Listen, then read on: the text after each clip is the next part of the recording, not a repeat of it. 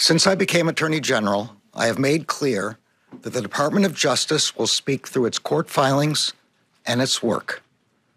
Just now, the Justice Department has filed a motion in the Southern District of Florida to unseal a search warrant and property receipt relating to a court-approved search that the FBI conducted earlier this week. That search was of premises located in Florida belonging to the former president. The department did not make any public statements on the day of the search. The former president publicly confirmed the search that evening, as is his right. Copies of both the warrant and the FBI property receipt were provided on the day of the search to the former president's counsel, who was on site during the search.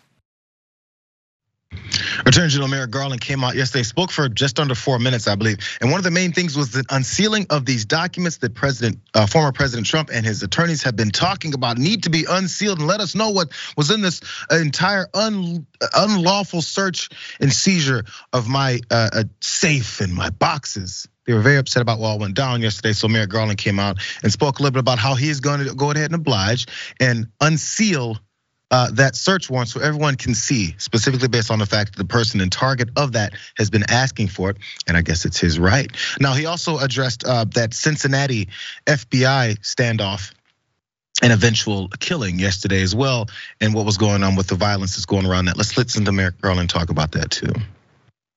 Third, let me address recent unfounded attacks on the professionalism of the FBI and Justice Department agents and prosecutors. I will not stand by silently when their integrity is unfairly attacked. The men and women of the FBI and the Justice Department are dedicated, patriotic public servants. Every day, they protect the American people from violent crime, terrorism, and other threats to their safety while safeguarding our civil rights. They do so at great personal sacrifice and risk to themselves. I am honored to work alongside them. So, at least he addressed a little bit as far as the disparaging remarks coming from for FBI agents, specifically as things like this have been going down. So one more part about this is as far as the unsealing of these documents, because former FBI General Counsel Andrew Weissman, he went on television as well, and what people were starting to see materializing was, hey, Trump has been asking for this like crazy. Of course, this is what he wants. But maybe it was more of a calling of a bluff, and we're gonna again find out as this happens and unfolds as the afternoon rolls out. But let's look at what Andrew Weissman had to say about this move from Garland, which me personally, I thought he wasn't doing much. Let's watch. This is really Merrick Garland calling Donald Trump's bluff, because this basically says, you know what, if you think that this violates your civil liberties, if you've got a concern about privacy, you can oppose this motion. But we are willing to make all of this public with the court approval, and they can see for themselves that everything was done right here. And now the ball's in your court to say, oh, wait, I want to hide this from the American public. So we're gonna look and we're gonna see. There's a twist here, Dan. But first, let's start with what was going on with Merrick Garland and what some are saying he was calling Trump's bluff and what he might do today. I'm looking for your prediction on that.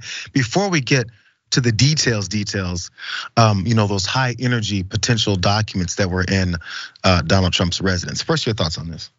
I know, Jayar, we're recording this live at 3 hours before this is allegedly supposed to drop. So I'm definitely sticking my neck out here as this prediction, but there's a little bit of a Friday news dump in the air. I'm feeling like this is gonna be one of those weird ones because it's already been a wild week with a lot of bombshells. We're still waiting for a lot of confirmation, but I think the Trump allies have painted themselves into a corner here. They're saying that this was FBI overreach. This is far what anything that any FBI has ever done to any president before. This is banana republic stuff. There've been comparisons to Nicaragua, which I think are a little racially unjust and ignorant to American politics.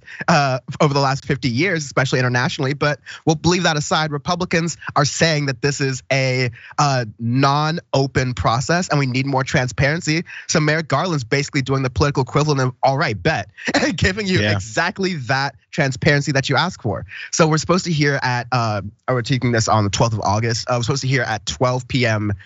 Pacific, that's 3 p.m. Eastern. that's basically the deadline that Garland has given Trump's legal team to respond and saying, okay, if you have any privacy concerns, we won't release it. But hey, we thought you wanted transparency. So balls in your court, my guy. Yeah. I love this. I love this game of politics here. We need to see more of this from, I mean, this isn't necessarily related to Joe Biden, but I like when the Democrats play hardball about this, because at the end of the day, I'm not pro FBI. I'm a black person who knows history. I'm not pro FBI, but I'm pro accountability to make sure someone who tries the stuff that Donald Trump tried can never do it again. Well, I mean, there's maybe some usefulness whenever people, are blatantly doing things like this, and this is maybe one of those reasons why there was such urgency, because that was part of the narrative when the Department of Justice and specifically Merrick Garland weren't saying much in most of this week until yesterday. So let's look at this graphic for you guys. This is over there from the Washington Post. This was the headline and also a story. The FBI searched Trump's home to look for nuclear documents and other items.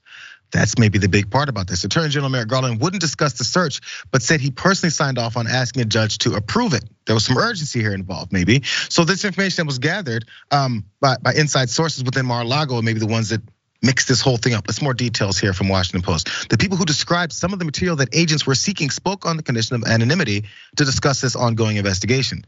They didn't offer additional details about what type of information the agents were seeking, including whether it involved weapons belonging to the United States or some other nation. Now, reasons for the urgency. Material about nuclear weapons is especially sensitive, of course, and usually restricted to a small number of government officials. Publicizing details about US weapons could provide an intelligence roadmap to adversaries seeking to build ways of countering those systems.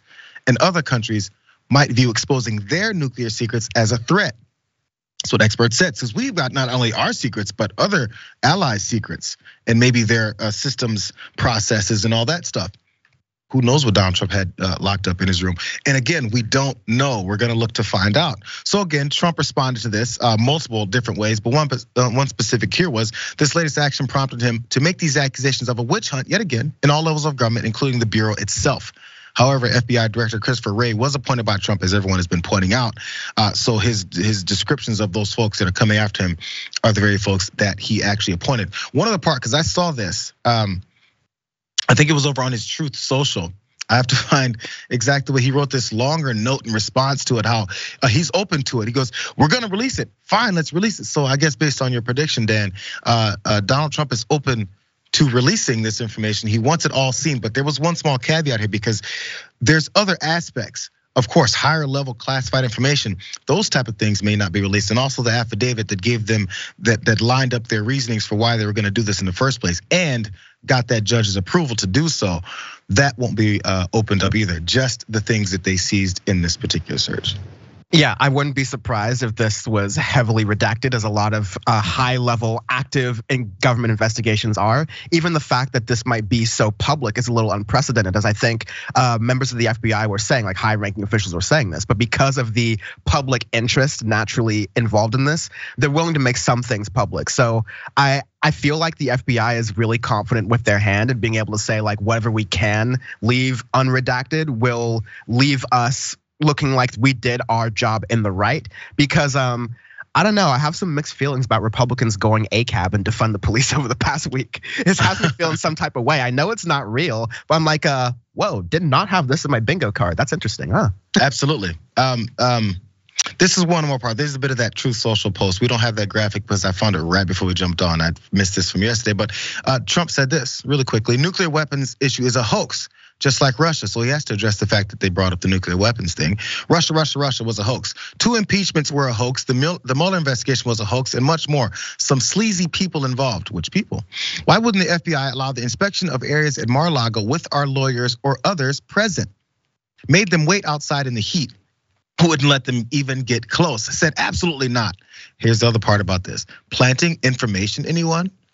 Okay.